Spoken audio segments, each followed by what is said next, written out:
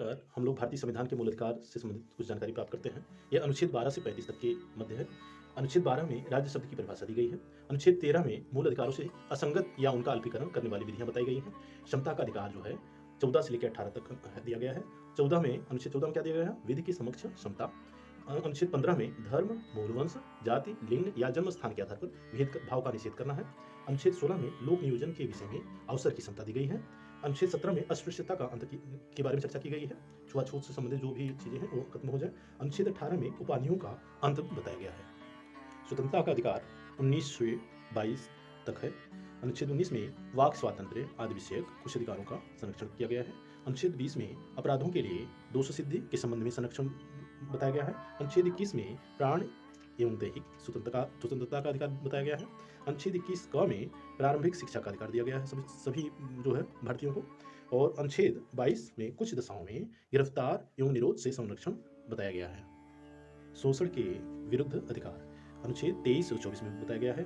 अनुच्छेद 23 में बताया गया है कि मानव के दुर्व्यापार और बलात् श्रम का निषेध किया गया है। और अनुच्छेद 24 में कारखानों आदि में बाल श्रम का निषेध किया गया है। धार्मिक स्वतंत्रता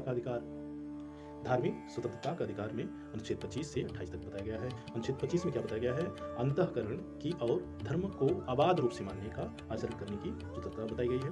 अनुच्छेद 26 में धार्मिक कार्यों के प्रबंध की स्वतंत्रता बताया गया है। अनुच्छेद 27 में किसी विशिष्ट धर्म की अभिवृद्धि के लिए, उसको बढ़ाने के लिए क्या करना है, उसके समुदाय के लिए बारे में उपबंध बताया गया है।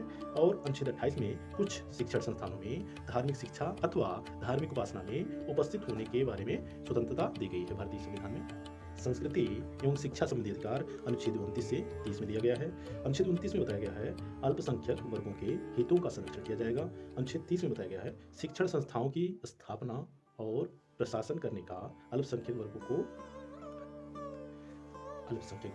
अधिकार। कुछ विधियों की व्यावृत्ति भी की गई है भारतीय संविधान में। अनुच्छेद 31 क को निरसित कर दिया गया है, हटा दिया गया है। अनुच्छेद 31 क को में क्या दिया गया है? संपदा आदि के अर्जन के लिए उपबंध करने वाली विधियों की व्यावृत्ति बताई गई है। अनुच्छेद 31 ख में क्या बताया गया है? कुछ अधिनियमों एवं विनियमों का विधिमान्यकरण किया गया है। अनुच्छेद 31 क में कुछ निदेशक तत्वों को प्रभावी करने वाली विधियों की व्यावृत्ति बताई गई है, व्याख्या की गई है। अनुच्छेद 31 घ को क्या कर दिया गया है? निरसित कर दिया गया है।